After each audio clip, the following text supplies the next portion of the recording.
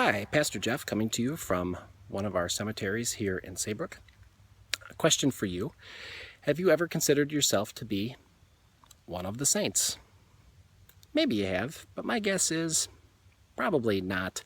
Usually we think of saints as those special people, maybe those really helpful people that help us out of a jam. We say, oh, thank you so much, you're a real saint. Or we think of those super involved people in our faith communities that are really the ones that make everything happen. We look at their lives and say, yep, they are a saint.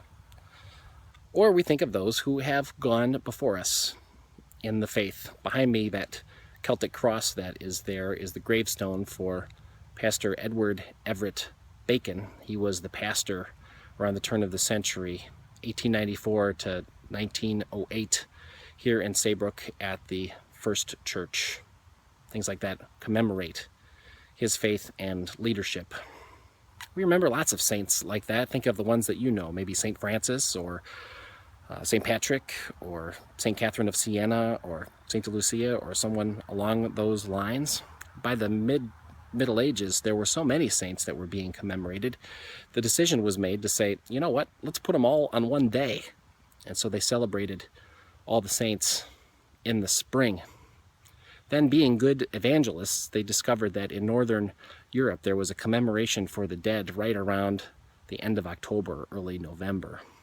And so they made the Festival of Old Hallows on November 1st. And of course, Old Hallows Eve, or Halloween as we know it, was the day before.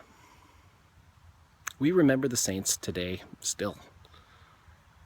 This Sunday when we come together for worship, we'll remember those who have died in our congregation over the last year, and we'll also remember those we light candles for. Maybe you'll do that in your congregation as well. But what I'd like you to consider is that you too are a saint, because you are a beloved one of God.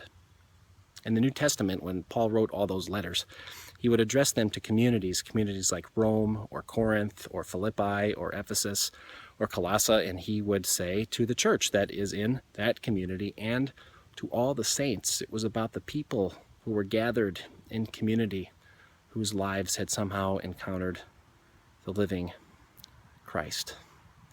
That's who we are today, people who have encountered the living Christ, called to care for the hurting world around us in our real lives each and every day. So if you're out and about on Saturday, which is Halloween, please be safe.